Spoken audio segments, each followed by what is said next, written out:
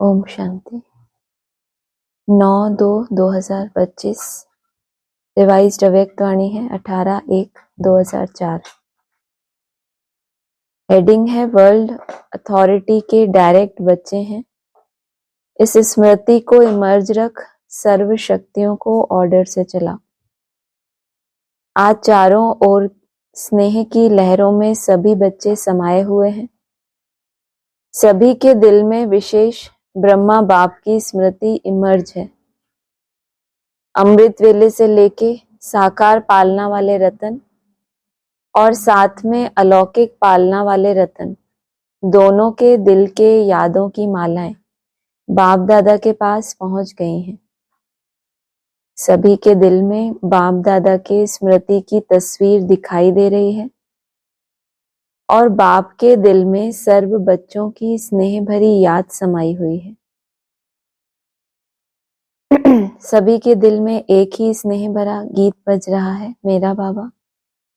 और बाप की दिल से यही गीत बज रहा है, मेरे मीठे मीठे बच्चे। यह ऑटोमेटिक गीत, अनहद गीत कितना प्यारा है।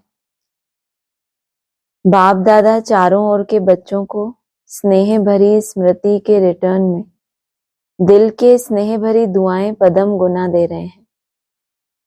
बाप दादा देख रहे हैं, अभी भी देश या विदेश में बच्चे स्नेह के सागर में लवलीन हैं। यह स्मृति दिवस विशेष सभी बच्चों के प्रति समर्थ बनाने का दिवस है। आज का दिन ब्रह्मा बाप के द्वारा बच्चों की ताजपोशी का दिन है। ब्रह्मा बाप ने निमित्त बच्चों को विश्व सेवा की जिम्मेवारी का ताज पहनाया। कब की वाणी है? 2004 18/1। तो कहा, स्वयं समान अव्यक्त फरिश्ते स्वरूप का प्रकाश का ताज पहनाया। स्वयं करावन हार बन करनहार बच्चों को बनाया। इसलिए इस दिवस को स्मृति दिवस सो समर्थी दिवस कहा जाता है। सिर्फ स्मृति नहीं, स्मृति के साथ साथ सर्व समर्थियां बच्चों को वरदान में प्राप्त हैं। बाप दादा सभी बच्चों को सर्व स्मृतियों स्वरूप देख रहे हैं। मास्टर सर्वशक्तिमान स्वरूप में देख रहे हैं। शक्तिवान नहीं, सर्वशक्तिवान। यह सर्व शक्तियां बाप द्वारा हर एक बच्चे को वरदान में मिली हुई हैं। दिव्य जन्म लेते ही बाप दादा ने वरदान दिया, सर्वशक्तिवान भव। यह हर जन्म दिवस का वरदान है। इन शक्तियों को प्राप्त वरदान के रूप में कार्य में लगाओ। शक्तियां तो हर एक बच्चे को मिली हैं, लेकिन कार्य में लगाने में नंबरवार हो जाते हैं। हर शक्ति के वरदान को समय प्रमाण ऑर्डर कर सकते हो। अगर वरदाता के वरदान के स्मृति स्वरूप बन समय अनुसार किसी भी शक्ति को ऑर्डर करेंगे तो हर शक्ति हाजिर होनी ही है। कब ऑर्डर करें? किस स्मृति से? कि वरदाता ने ये वरदान दे दिया है। लेकिन अगर ये सोचें कि ये हमारे अंदर शक्ति है, खुद के प्रति तो क्या होता है, कुछ ना कुछ संशय होता है ना, पता नहीं हम ऑर्डर करेंगे तो आएगी कि नहीं। तो इसलिए क्या स्मृति में रहे कि ये शक्ति तो मुझे वरदान रूप में मिल चुकी है, और फिर उसको ऑर्डर करें, क्योंकि आपकी भावनाएं वरदाता बाप के प्रति तो बहुत श्रेष्ठ है ना। तो उसने वरदान दिया, अगर वो स्मृति पक्की हो गई कि ये मुझे मिल गया है, तो सारा किसका खेल? स्मृति का खेल है या बाप विशेष कृपा करते हैं? लेकिन आपकी स्मृति में क्या हो, निश्चय बढ़ जाए, इसलिए उसको क्या रूप दे दो कि ये बाप से शक्ति क्या मिली है, वरदान के रूप में मिली है। वरदान की प्राप्ति के मालिकपन के स्मृति स्वरूप में हो आप ऑर्डर करो, और शक्ति समय पर कार्य में ना आए, हो नहीं सकता। लेकिन मालिक मास्टर सर्वशक्तिवान के स्मृति की सीट पर सेट हो। बिना सीट पर सेट के कोई ऑर्डर नहीं माना जाता है। जब बच्चे कहते हैं कि बाबा हम आपको याद करते हैं, तो आप हाजिर हो जाते हो, हुजूर हाजिर हो जाता है। जब हजूर हाजिर हो सकता है तो शक्ति क्यों नहीं हाजिर होगी? सिर्फ विधि पूर्वक मालिकपन की अथॉरिटी से ऑर्डर करो। यह सर्व शक्तियां संगम युग की विशेष परमात्मा प्रॉपर्टी हैं। प्रॉपर्टी किसके लिए होती है? बच्चों के लिए प्रॉपर्टी होती है। तो अधिकार से स्मृति स्वरूप की सीट से ऑर्डर करो। मेहनत क्यों करो? ऑर्डर करो। वर्ल्ड अथॉरिटी के डायरेक्ट बच्चे हो। यह स्मृति का नशा सदा इमर्ज रहे। अपने आप को चेक करो। वर्ल्ड ऑलमाइटी अथॉरिटी की अधिकारी आत्मा हूं। यह स्मृति स्वतः ही रहती है या कभी कभी रहती है? आजकल के समय में तो अधिकार लेने के ही झगड़े हैं, और आप सबको परमात्म अधिकार, परमात्म अथॉरिटी जन्म से ही प्राप्त है। दुनिया में कितना झगड़ते हैं कि बाप की प्रॉपर्टी बच्चों को मिले तो बच्चे आपस में लड़ते रहते हैं, और यहाँ बाप कह रहे हैं बाप ने दे दी और बच्चों को उसकी स्मृति ही नहीं है। तो क्यों ऐसा है? क्योंकि वो जो प्रॉपर्टी है वो क्या है? स्थूल है, तो स्थूल आंखों से दिखती है, तो उसके लिए झगड़ते हैं कि ये मिलेगी तो शायद सुख मिलेगा। लेकिन ये प्रॉपर्टी कैसे आत्मा को जन्म जन्मांतर का सुख देती है? वो स्मृति नहीं है। आप सबको परमात्मा अधिकार, परमात्मा अथॉरिटी जन्म से ही प्राप्त है, तो अपने अधिकार की समर्थी में रहो, स्वयं भी समर्थ रहो और सर्व आत्माओं को भी समर्थी दिलाओ। सर्व आत्माएं इस समय समर्थी अर्थात शक्तियों की भिखारी हैं, आपके जड़ चित्रों के आगे मांगते रहते हैं। तो बाप कहते हैं, हे समर्थ आत्माएं, सर्व आत्माओं को शक्ति दो, समर्थी दो। इसके लिए सिर्फ एक बात का टेंशन हर बच्चे को रखना आवश्यक है, जो बाप दादा ने इशारा भी दिया। बाप दादा ने रिजल्ट में देखा कि मेजॉरिटी बच्चों का संकल्प और समय व्यर्थ जाता है। जैसे बिजली का कनेक्शन अगर थोड़ा भी लूज हो या लीक हो जाए तो लाइट ठीक नहीं आ सकती। ऐसे कौन सा कनेक्शन लूज है? कौन सी स्मृति? कहाँ वेस्ट बताया? समय, व्यर्थ समय और संकल्प। तो यह व्यर्थ की लीकेज समर्थ स्थिति को सदाकाल की स्मृति बनाने नहीं देती। स्मृति तो सबको है, कितना रटते हैं स्मृति में, मैं सर्वशक्तिमान हूं, मैं ये हूं वो हूं, कितना रटते हैं। लेकिन समर्थी के लिए आपके चित्रों के आगे जाके क्या करते हैं? भीख मांगते हैं। क्यों? क्योंकि समर्थी के लिए क्या चाहिए? पुरुषार्थ चाहिए, ताकि जो लीकेज है व्यर्थ की, तो जो व्यर्थ की लीकेज है वो समर्थ स्थिति को सदाकाल की स्मृति बनाने नहीं देती। इसलिए वेस्ट को बेस्ट में चेंज करो, बचत की स्कीम बनाओ, परसेंटेज निकालो, सारे दिन में वेस्ट कितना हुआ और बेस्ट कितना हुआ। अगर मानो 40% वेस्ट है, 20% वेस्ट है, तो उसको बचाओ। आपको टाइम दिया जाता है ना, ये आधा घंटा, माना ये क्या हो गई, एक घड़ी। बाबा कहते हैं ना, घड़ी घड़ी क्या करो, बाप को याद करो। थोड़ा थोड़ा करते करते भी अभ्यास बढ़ाओ तो एक पूरी घड़ी मिलती है आपको। जब आपको अलर्ट किया जाता है, ट्रैफिक कंट्रोल का अलार्म बजता है, उससे पहले एक घड़ी मिलती है ना, उसमें अपनी क्या चेक करो? परसेंटेज, कि 100% वेस्ट हुआ, कितना परसेंट वेस्ट हुआ, और मैक्सिमम सफल हुआ या मैक्सिमम वेस्ट हुआ। तो पहले परसेंटेज, फिर उसमें बचत की स्कीम बनाओ। ऐसे नहीं समझो कि थोड़ा सा ही तो वेस्ट जाता है, बाकी तो सारा दिन ठीक रहता है। ये एक अलबेलेपन का बहुत सूक्ष्म संस्कार होता है। थोड़ा सा अपने मन को लूज छोड़ देना।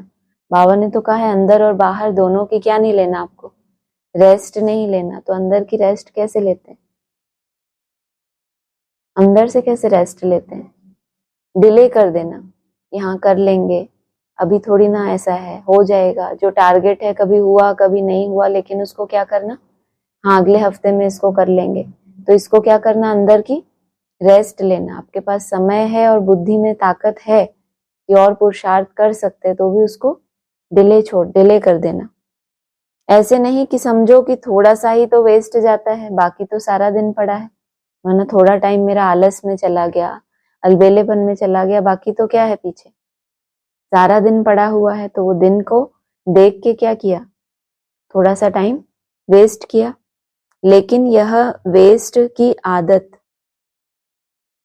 बहुत समय की आदत होने के कारण लास्ट घड़ी में धोखा दे सकती है। बाबा हमेशा क्यों कहते हैं हर घड़ी को क्या समझो, अंतिम घड़ी समझो। हमने सोचा अभी सुबह का टाइम है, सारा दिन तो पड़ा है ना, तब कर लेंगे। और सारे दिन में कौन सा माया का रूप आना है कोई संशय आ जाए, कोई व्यर्थ आ जाए, कोई ऐसी कान में समाचार मिल जाए आपको, ये गया वो गया, और फिर ना हो पाए तो आपने तो सोचा कि चलो सारा दिन पड़ा है, लेकिन अगर वो ही आपकी अंतिम घड़ी है, उससे बाद कोई बड़ा कर्म भोग आने वाला है, कोई व्यर्थ का भोग आने वाला है, तो आपको पता है शरीर छूट जाए किसी का और वो सोचता रह जाए करूंगा करूंगा, तो फिर। लेकिन यह वेस्ट की आदत बहुत समय की आदत होने के कारण लास्ट घड़ी में धोखा दे सकती है, नंबर वार बना देगी, नंबर 1 नहीं बनने देगी। जैसे ब्रह्मा बाप ने आदि में अपनी चेकिंग के कारण रोज रात को दरबार लगाई। किसकी दरबार? बच्चों की नहीं, अपनी ही कर्मेंद्रियों की दरबार लगाई। ऑर्डर चलाया है, हे मन मुख्यमंत्री, यह तुम्हारी चलन अच्छी नहीं है, ऑर्डर में चलो। हे संस्कार, ऑर्डर में चलो, क्यों नीचे ऊपर हुआ, कारण बताओ और निवारण करो। हर रोज ऑफिशियल दरबार लगाई। ऐसे नहीं अपने से ही तो बातें करनी है, कौन देख रहा है कि हमने अपने साथ बातें की कि नहीं, अपनी चेकिंग की कि नहीं, तो ऐसा कौन करता है? रोज सोने से पहले करते हैं कोई एक आध, बस करते हैं। फिर उसके बाद क्या बोला, क्यों नीचे ऊपर हुआ, कारण भी ढूंढना है उसका और फिर निवारण भी करना, नहीं तो क्या होगा। अगले दिन के लिए अगर आपने वो पुरानी माया के लिए कोई प्लानिंग नहीं किया, तो फिर वो आपको क्या लगेगी, अब फिर ये आ गया, फिर ये आ गया। जब एक दिन पहले से ही क्या रखेंगे, अटेंशन, तो माया को मार्जिन कम मिलेगा ना। ऐसे रोज अपनी स्वराज्य दरबार लगाओ। कई बच्चे बाप दादा से मीठी मीठी बात रूह रिहान करते हैं, पर्सनल रूह रिहान करते हैं, बताएं, कहते हैं हमको अपने भविष्य का चित्र बताओ, हम क्या बनेंगे। बात हो रही थी अपना दर्शन करने की सोने से पहले, वो तो करते नहीं। और ब्रह्मा बाप से पूछते हैं कि हमको क्या दिखाओ। बाप कह रहा है तुम अपना वर्तमान रूप देखो, पहले अच्छे से गहराई से चेकिंग करो, उसका कारण ढूंढो, और अगले दिन तक वो माया नहीं होनी चाहिए। आज की माया, आज कोई स्थिति परिस्थिति बनी और अगले दिन तक वो चल रही है, इसलिए बोलते हैं रात को सोने से पहले क्या करो, दिमाग को खाली करो। जो भी जिसके लिए व्यर्थ आया, कुछ पर चिंतन हो गया, कुछ बोल व्यर्थ हो गया, आज ये भूल हो गई, अगले दिन तक वो नहीं चलना चाहिए। किसी के साथ स्वभाव संस्कार नहीं टकराया, अगले दिन तक उसके लिए व्यर्थ चल रहा है, तो ये क्या हो गया, जैसे बासी खाना खाना। संकल्प भोजन है ना आत्मा का, और वो कल का बासी संकल्प, वो बात तो बीत गई और बीती को बिंदी ही ना लगाई, बीती हुई चीज को ही भोग रहे हैं, तो बासी खा रहे हैं ना, तो आत्मा में ताकत तो नहीं आएगी बासी खाने से। तो अपना स्वराज्य दरबार नहीं लगाते और बाप से क्या पूछते हैं, क्या पूछते हैं, हमें अपना भविष्य का चित्र दिखाओ, बताओ हम क्या बनेंगे। जैसे आदि रत्नों को याद होगा कि जगत अम्बा माँ से सभी बच्चे अपना चित्र मांगते थे, मम्मा आप हमको चित्र दो कि हम कैसे हैं। तो बाप दादा से भी रूह रिहान करते अपना चित्र मांगते हैं।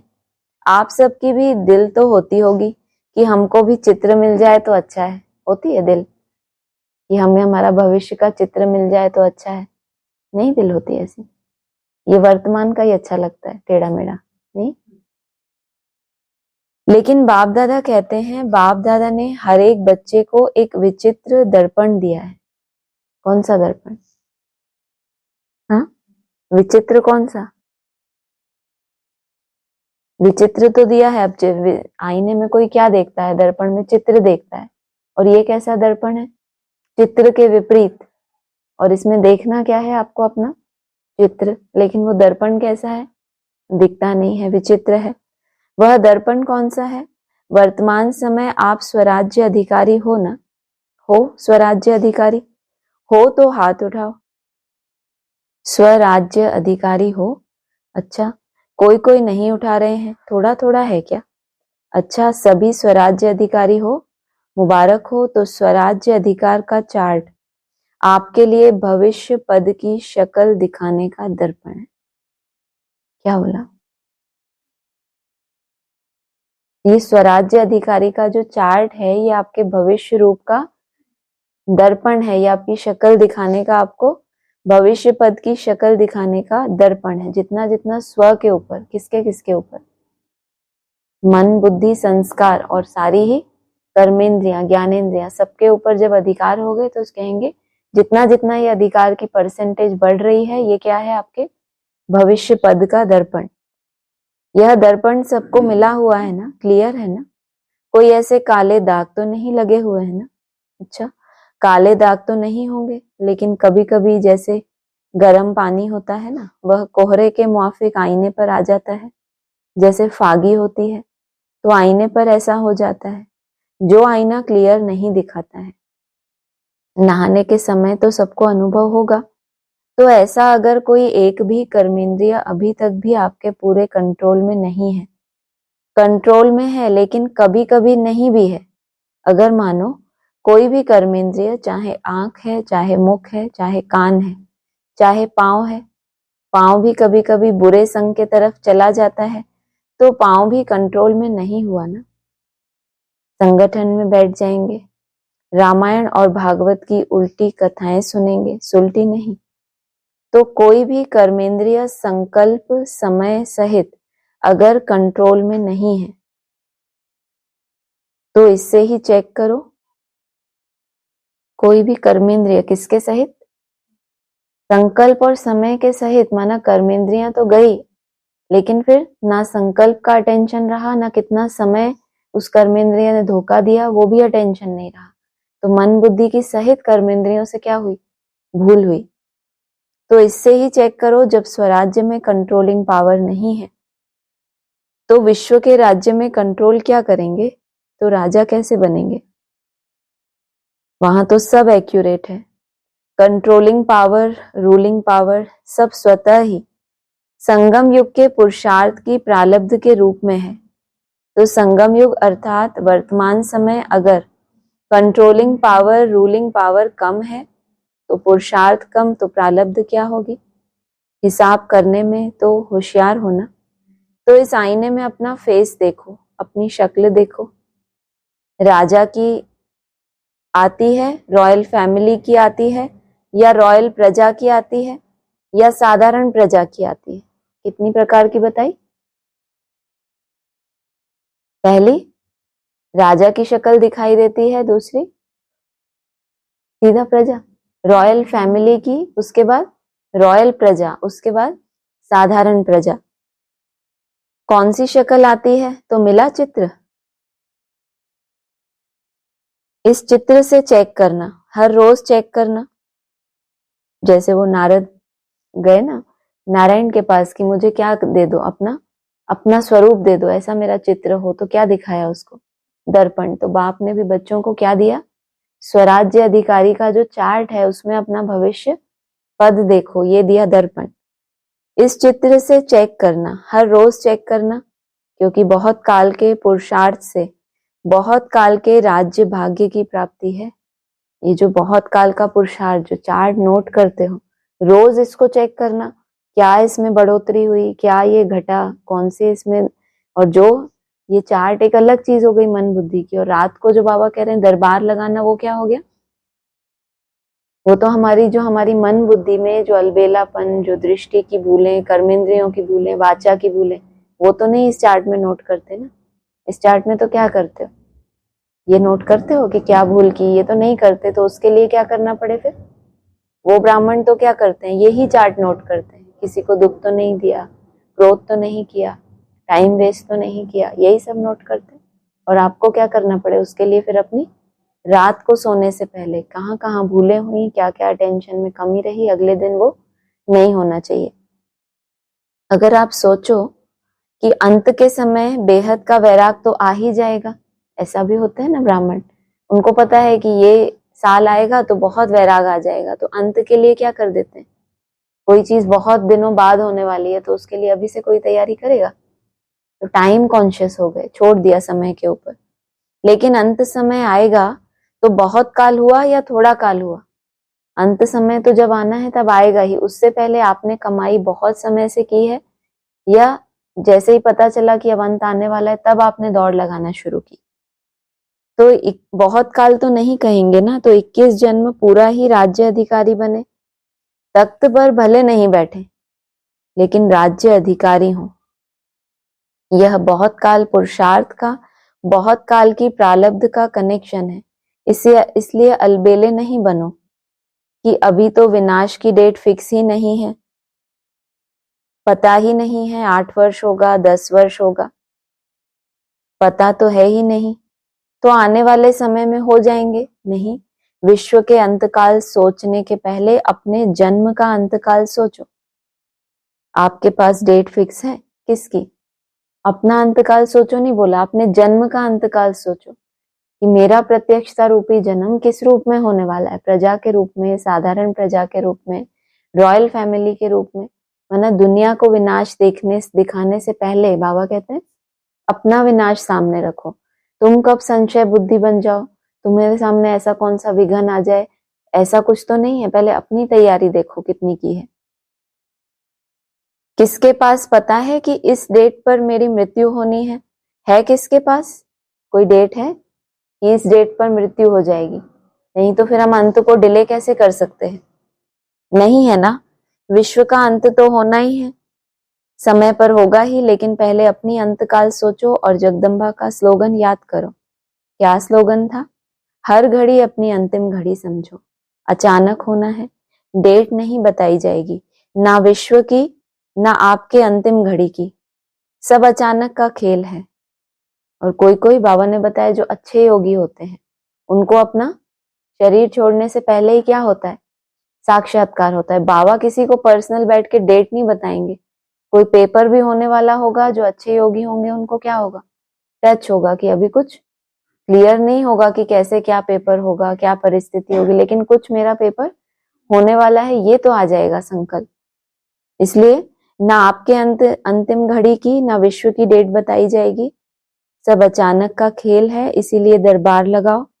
हे राजे, स्वराज्य अधिकारी राजे, अपनी दरबार लगाओ, ऑर्डर में चलाओ, क्योंकि भविष्य का गायन है। लॉ एंड ऑर्डर होगा, स्वतः ही होगा। लव और लॉ दोनों का ही बैलेंस होगा, नेचुरल होगा। राजा कोई लॉ पास नहीं करेगा कि यह लॉ है, जैसे आजकल लॉ बनाते रहते हैं। आजकल तो पुलिस वाला भी लॉ उठा लेता है, लेकिन वहां नेचुरल लव और लॉ का बैलेंस होगा।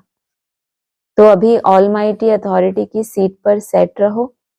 तो यह कर्मेंद्रियां, शक्तियां, गुण सब आपके आगे जी हजूर करेंगे, धोखा नहीं देंगे, जी हाजिर। तो अभी क्या करेंगे?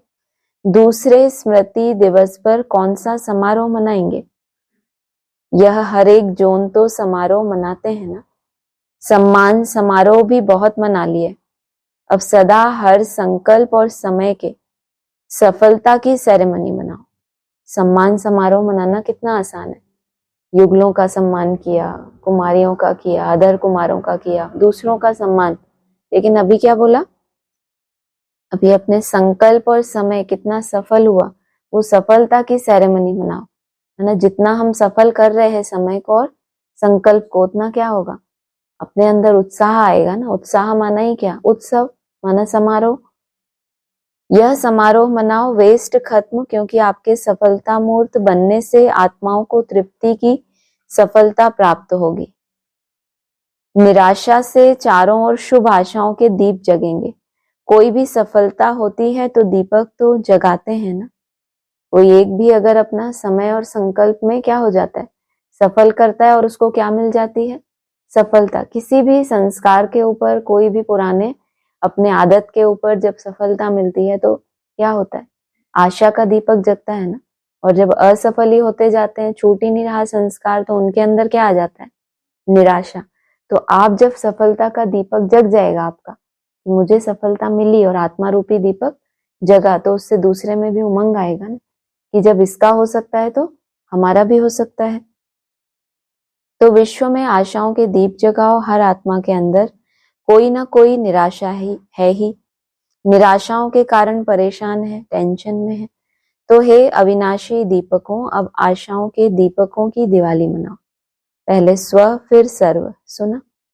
बाकी बाप दादा बच्चों के स्नेह को देख खुश हैं। स्नेह की सब्जेक्ट में परसेंटेज अच्छी है।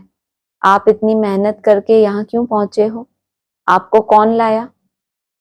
ट्रेन लाई, प्लेन लाया या स्नेह लाया? स्नेह के प्लेन से पहुंच गए हो तो स्नेह में तो पास हो। अभी ऑल माइटी अथॉरिटी में मास्टर हैं, इसमें पास होना। यह प्रकृति, यह माया और यह संस्कार सब आपके दासी बन जाए। कौन कौन? माया और प्रकृति और संस्कार। प्रकृति माना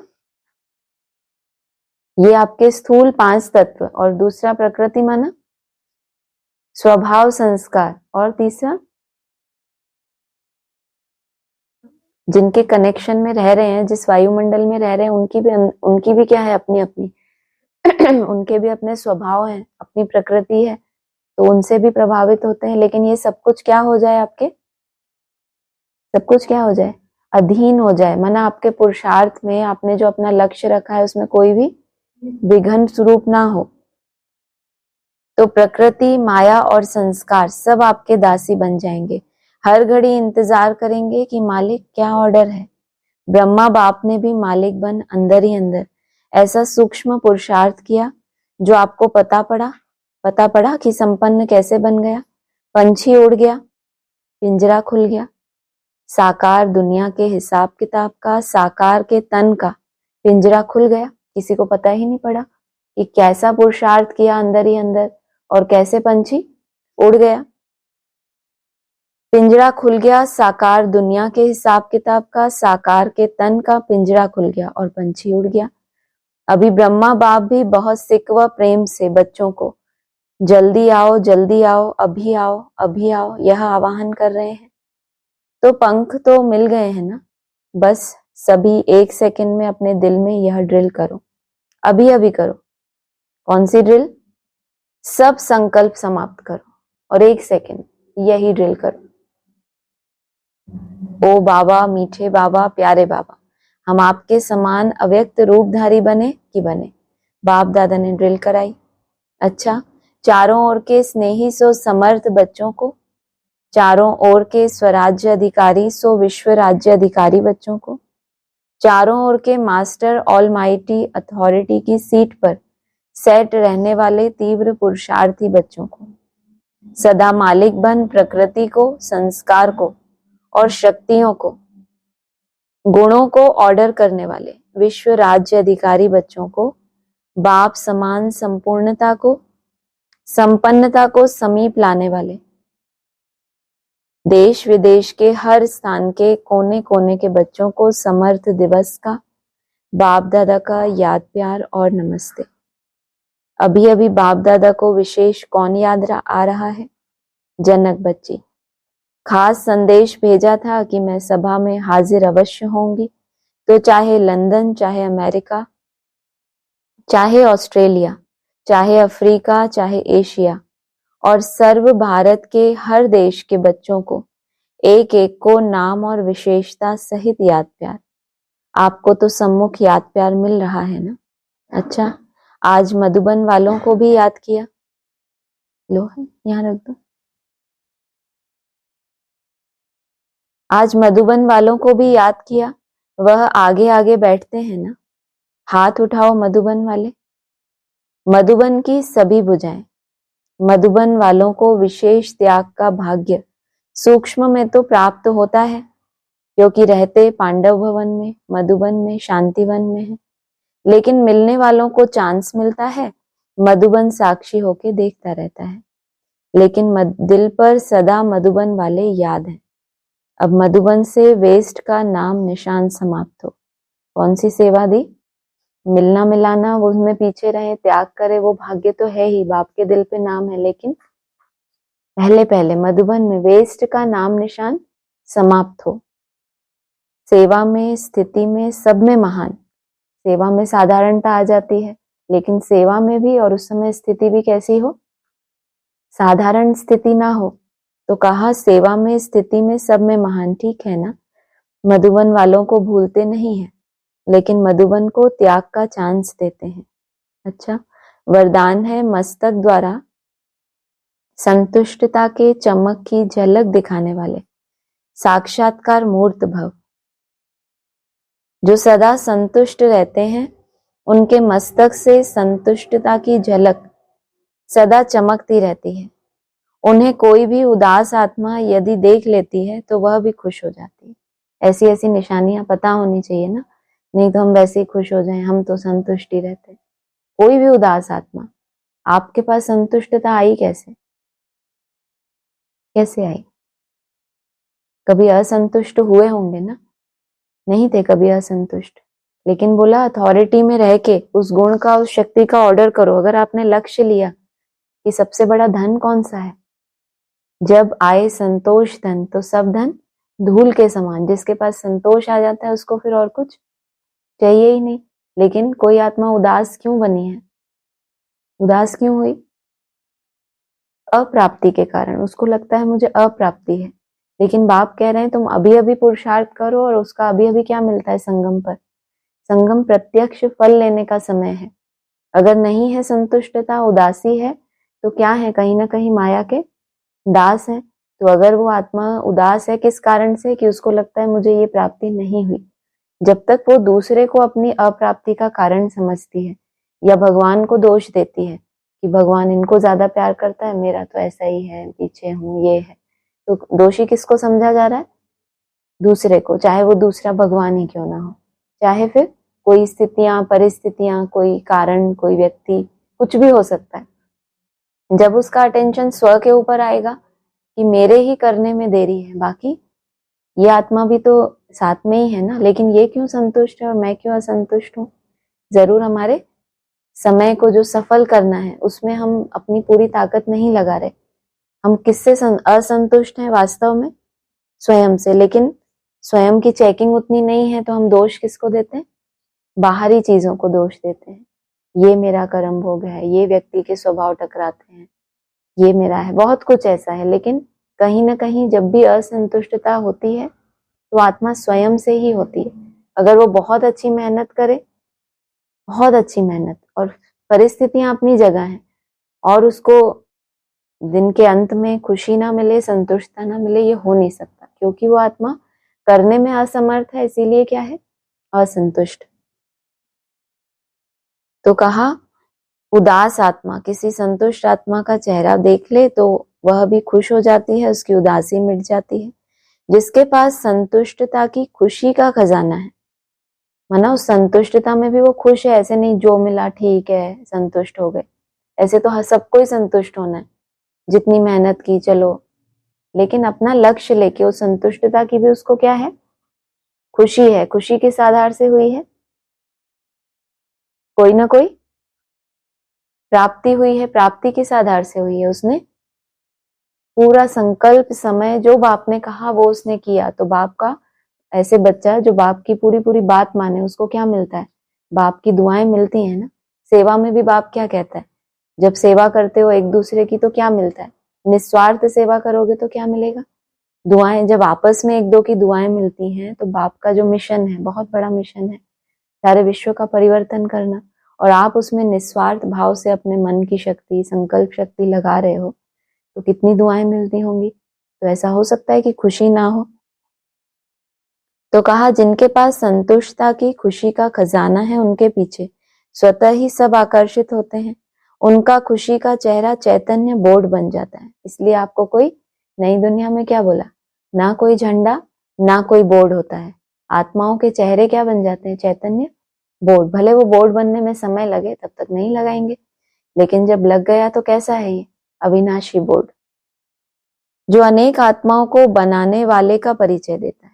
ये भी कितनी अच्छी बात है कि आपका बोर्ड खुद का परिचय ना देने बैठ जाए कि मैं ऐसे बन गया, मैंने इतनी मेहनत की तब मैं ऐसे बना, दिन रात ऐसे करता था, ऐसे करता था, मैं ही ना चला जाए उसमें, तो फिर वो कौन सा बोर्ड बने? मैं का बोर्ड नहीं। उस बोर्ड को देख के क्या पता चले? इनको बनाने वाले का परिचय मिले कि वो कैसा है। तो ऐसी संतुष्ट रहने और सर्व को संतुष्ट करने वाली संतुष्ट मणियां बनो, जिससे अनेकों को साक्षात्कार हो।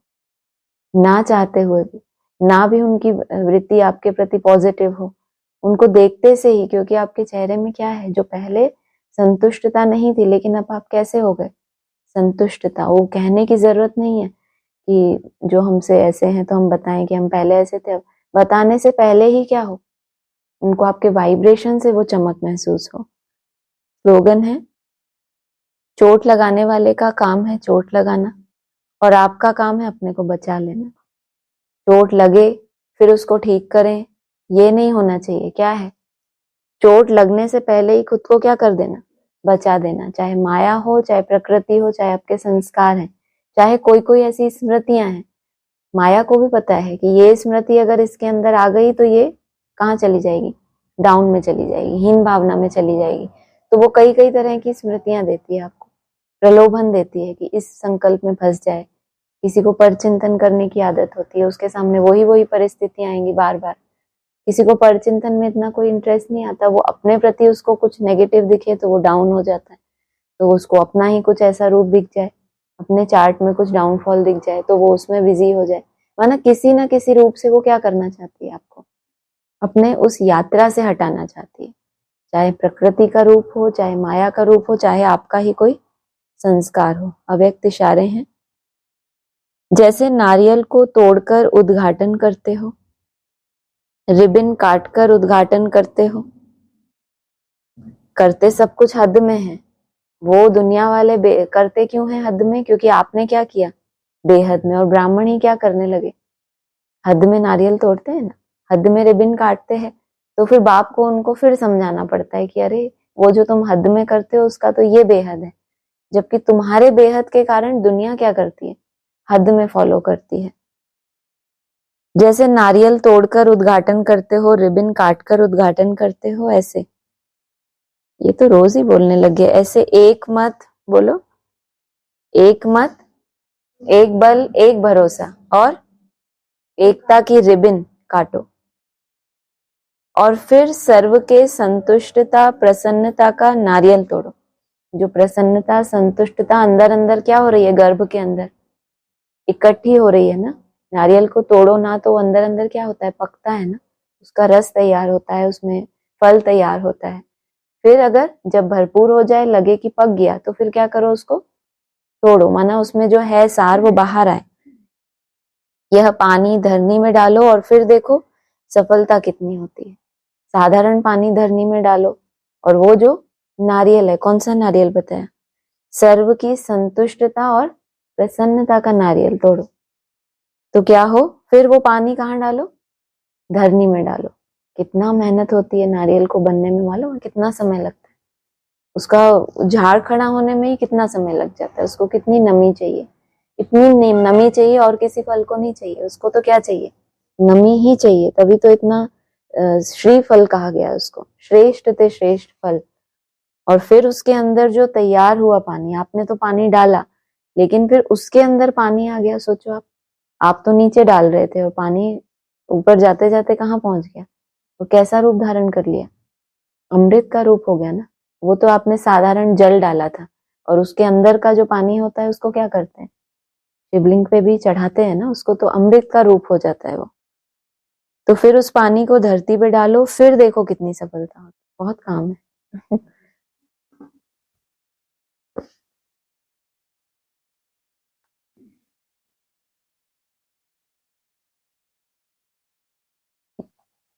11/10/2024 हम याद की यात्रा पर हैं। हमको इस मृत्यु लोक में लौट कर नहीं आना है। ये हो गया था कल, नहीं,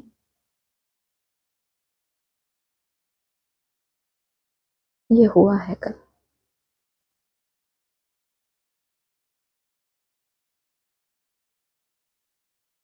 ये हो 15/10/2024। जानते हो भारत जब स्वर्ग था तो सिर्फ हमारा ही राज्य था और कोई धर्म नहीं था, न्यू वर्ल्ड थी। नई दिल्ली कहते हैं ना, दिल्ली का नाम असल दिल्ली नहीं था, परिस्तान कहते थे। उस दिन आया था ना, इससे रिलेटेड क्या पॉइंट आया था, याद है किसी को? जो जैसा राजा होता है वैसे ही फिर क्या करते हैं, अपनी राजधानी का नाम रखते हैं। पहले इसका नाम क्या था? दिल्ली नहीं था, परिस्तान था, माना जो वहां निवास करने वाले थे उनके नाम पे नाम रखा गया था। परिस्तान कहते थे, अभी तो नई दिल्ली पुरानी दिल्ली कहते हैं। फिर ना पुरानी ना नई दिल्ली होगी, परिस्तान कहा जाएगा। दिल्ली को कैपिटल कहते हैं। अगला है, बरोबर पहले पहले इस विश्व में देवी देवताओं का राज्य था, और कोई राज्य नहीं था। जमुना का किनारा था, उसको परिस्तान कहा जाता था। देवताओं की कैपिटल दिल्ली ही रही है, तो सभी को कशिश होती है, सबसे बड़ी भी है और एकदम सेंटर है। कशिश क्यों होती है? क्योंकि सदा ही क्या रही है? कैपिटल, माना राजधानी रही है, और फिर सबसे बड़ी भी है, तो कशिश होती है। किसको? देवताओं को कशिश होती है, बाकियों को नहीं। अगला है, अंग्रेजी में कहा जाता है स्पिरिचुअल फादर। सतयुग में जब तुम चलेंगे तो वहां अंग्रेजी आदि दूसरी कोई भाषा तो होगी नहीं। तुम जानते हो सतयुग में हमारा राज्य होता है, उसमें हमारी जो भाषा होगी वही चलेगी। फिर बाद में वह भाषा बदलती जाती है। कोई अजीब अजीब सी बातें करता है तो क्या कहते हैं, या अजीब ही भाषा बोलता है, इसकी बातें तो ऊपर से जाती हैं। तो भाषा माना, जैसे बोला देवताओं को कौन सी लिपि बताते हैं? संस्कृत बोलते थे। अब बाबा ने कहा ऐसी कोई भाषा तो होती नहीं है कि वो कोई संस्कृत बोले, कितनी कठिन है संस्कृत को बोलना। लेकिन क्यों ऐसा बोला? संस्कृत माना सुधरा हुआ, माना जो बाबा ने, जो शास्त्र में है सब संस्कृत में, माना जो बाप ने ज्ञान सुनाया उसको उसके सबसे सुधरे हुए रूप में, माना जो बाबा ने कहा ना डमरू है तो इसमें क्या है, मुरली की तान भी है, और दूसरा अगड़म बगड़म भी है ना, जो सब धर्म की आत्माएं सुन रही हैं उनके लिए वैसी बातें हैं। तो उसमें से संस्कृत, माना जो हमारी आत्मा का क्या करे, सुधार करे, वैसी भाषा बोलना। तो कहा वहां भाषा कैसी होगी? जो हमारी जो भाषा होगी, जिस भाषा को समझ के, जिस भाषा को बोल के हम देवता बने, उसी भाषा को आगे कंटिन्यू करेंगे ना। फिर बाद में वह भाषा बदलती जाती है। अभी तो अनेक भाषाएं हैं। जैसा जैसा राजा वैसी वैसी उनकी भाषा चलती है। जो राजा की खुद की धारणाएं हैं वैसा ही क्या करेगा, अपनी प्रजा को सिखाएगा ना। राजा के पास मौन की भाषा है तो प्रजा को भी क्या सिखाएगा? मौन की भाषा सिखाएगा ना। अगला है, बच्चा जन्म लेता है तो पहले बाप से योग होता है, फिर 5 वर्ष के बाद टीचर से योग लगाना पड़ता है, फिर वानप्रस्थ अवस्था में गुरु से योग लगाना पड़ता है। 3 मुख्य याद रहते हैं। पहले होता है जन्म, उसके बाद फिर 5 वर्ष के बाद कौन मिलता है? टीचर, और उसके बाद फिर गुरु। 5 ईयर प्लान होता है ना, तो क्या कहते हैं, 5 ईयर प्लान होता है तो बैगर से प्रिंस बनते हैं। कुछ ना कुछ पढ़ाई होती है ना, पढ़ाई is source of income. Income होगी तो प्रिंस बनेंगे ना। तो कहा फिर वानप्रस्थ अवस्था में गुरु से योग लगाना पड़ता है, तो 3 मुख्य याद रहते हैं। अगला है, ड्रामा कितना एक्यूरेट है। इनमें कोई इनएक्यूरेसी है नहीं, यह तुम जानते हो। बाप भी ड्रामा अनुसार बिल्कुल एक्यूरेट टाइम पर आते हैं, 1 सेकंड का भी फर्क नहीं पड़ सकता। अगला है, शिवरात्रि भी मनाते हैं ना। मैं शिव कब कब कब कैसे आता हूं वह तुमको तो पता नहीं है। शिवरात्रि कृष्ण रात्रि मनाते हैं, राम की नहीं मनाते, क्योंकि फर्क पड़ गया ना। शिवरात्रि के साथ श्री कृष्ण की भी रात्रि मना लेते हैं, परंतु जानते कुछ भी नहीं। 12 बजे ही क्या होती है? शिवरात्रि। और कृष्ण जन्माष्टमी भी कब मना लेते हैं? मना लेते हैं क्योंकि समझते हैं कि उसी समय जन्म हुआ। बाबा ने क्या बताया? शिव जयंती रात्रि के 12 बजे और जन्माष्टमी कृष्ण जन्म अमृत वेले का समय है कृष्ण के जन्म का। तो बोला, और राम के जन्म में फिर थोड़ा फर्क पड़ गया, क्योंकि उनका जन्म कब होना है? दोपहर के 12 बजे। तो कितना फर्क पड़ गया। और शिवरात्रि और कृष्ण रात्रि में ज्यादा कोई फर्क है नहीं, कुछ घंटों का फर्क है, वो भी उतना समय नदी पार करने में। बोला ना, नदी पार करने में कुछ समय तो लगता है ना। फिर कहा जानते कुछ भी नहीं। अगला है यह तो है बाबा। बूढ़े को बाबा कहेंगे, छोटे बच्चे को बाबा थोड़े ही कहेंगे। कोई कोई लव से भी बच्चे को बाबा कह देते हैं, तो उन्होंने भी श्री कृष्ण को लव से कह दिया। प्यार ज्यादा होता है ना, तो क्या कह देते हैं, छोटे बच्चे को भी लाड में क्या कह देते हैं, बाबा कहते हैं। इसलिए बाबा ने कहा मेरे बदले कृष्ण को ही क्या बच्चा समझकर क्या करते हैं, दुलार करते हैं, प्यार करते हैं। बाबा तो तब कहा जाता है जब बड़े हो और फिर बच्चे पैदा करते हो।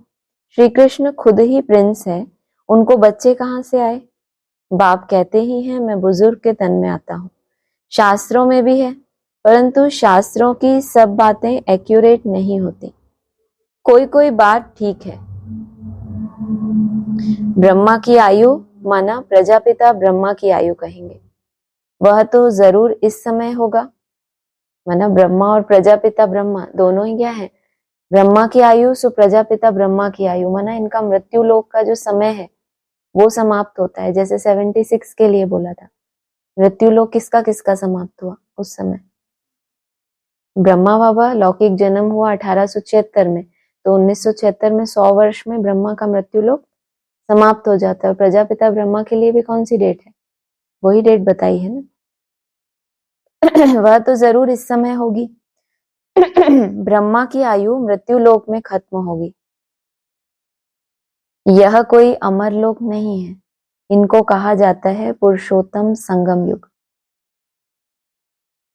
ये है पुरुषोत्तम संगम युग, ये अमर लोक भी नहीं है और मृत्यु लोक भी नहीं है। और ब्रह्मा की आयु कहाँ खत्म होती है, उस समय तक वो मृत्यु लोक होता है।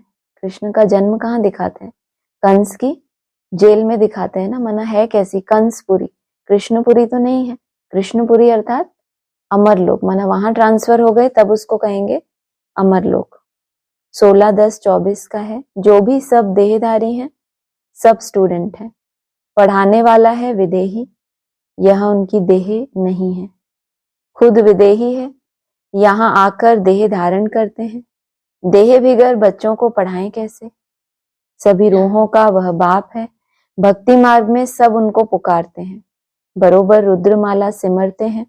ऊपर में है फूल और युगल मेरु, वह तो एक जैसे ही है। कौन, फूल भी है और युगल मेरु भी है, लेकिन नमस्कार किसको करते हैं, फूल को नमस्कार करते हैं। तो दोनों ही माला में ही ना। फूल भी तो चैतन्य है, चैतन्य जो है वो आत्मा ही है ना, कोई पुरुषार्थ करके बनी वैसा। और मेरु दाना वो भी पुरुषार्थ करके मन के बने, लेकिन कहा वह तो एक जैसे ही हैं। फूल को क्यों नमस्कार करते हैं, यह भी तुमको पता पड़ा है कि माला किसकी फेरते हैं। माना जो फूल है ऊपर में दिखाया ये उसकी माला है। वो खुद फूल है, लेकिन उसने सबको क्या बनाया, मन का, माना आत्मा बना दिया। और पढ़ाने वाला है विदेही। फिर बोला सभी रूहों का वह बाप है, भक्ति मार्ग में सब उनको पुकारते हैं। बरोबर रुद्रमाला सिमरते हैं। तो ऊपर में है फूल और युगल मेरु, माला किसकी है, रुद्र की माला है। उसको किस रूप में दिखाया ऊपर, फूल के रूप में। अच्छा, ओम शांति।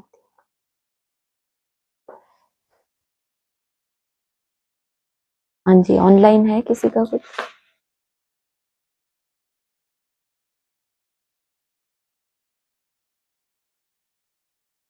हाँ जी, कुछ बोलना है किसी को। हाँ जी, ओम शांति। ओम शांति। आज कई पॉइंट्स जो अच्छे लगे। ये वेस्ट की आदत, बहुत समय की आदत होने के कारण लास्ट घड़ी में धोखा दे सकती है। लास्ट घड़ी का पता नहीं है ना, घड़ी का पता नहीं है। दिन शुरू होता है तो हम सोचते हैं अभी तो इतने घंटे हैं, इतने घंटे हैं। हमें ये नहीं पता कि अगली घड़ी में कौन सा माया का स्वरूप है तैयार, कौन सा कर्म भोग का स्वरूप, तो एक सेकंड में आ सकता है। कोई व्यर्थ का फोर्स, कोई बीती बातों का चिंतन, कोई दूसरे के तरफ से हमारे सामने कोई परिस्थिति, ये इसके लिए कोई टाइम लिमिट थोड़ी है कि वो अगर आ गया और हमारा पुरुषार्थ बंद हो गया, उसके बाद चार्ट हुआ ही नहीं, तो वो अंतिम घड़ी ही थी ना। हाँ जी, हाँ जी, बहुत आई ओपनर जैसे।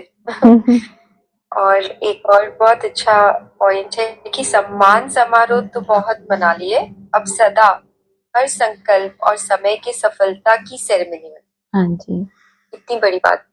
हर समय, और खास समय हर खास बोला संकल्प। ना कि अपना चेहरा देखना है तो अपने चार्ट से, जो भी आपका चार्ट है, बाबा से पूछते हैं हम क्या बनेंगे, आपको तो पता होगा, सब दिखता होगा आपको, तो हमें भी बता दो हम क्या बनेंगे। तो बाबा ने कहा कि अपने चार्ट में, अपने स्वराज्य अधिकारी की जो बाबा ने बताई दरबार लगाते हैं, तो वैसे अपनी दरबार लगानी है। किसी ऐसे डेट का इंतजार नहीं करना कि वो डेट आएगी तब अच्छा हो जाएगा, तब हो जाएगा, लेकिन हर दिन आज से कल का दिन मेरा बेहतर होना चाहिए, ये लक्ष्य होना चाहिए। हाँ जी। हाँ जी, ठीक है, ठीक कोई है, क्वेश्चन हाँ नहीं है। और ठीक है, ठीक है। ओम हाँ जी, शांति। ओके। हमारी हमारी सीमा बहन आ गए हैं अरे वाह, ऑस्ट्रेलिया से। हाँ जी, हाँ, आज मुझे लग रहा था आज आए होंगे हाँ, क्लास में।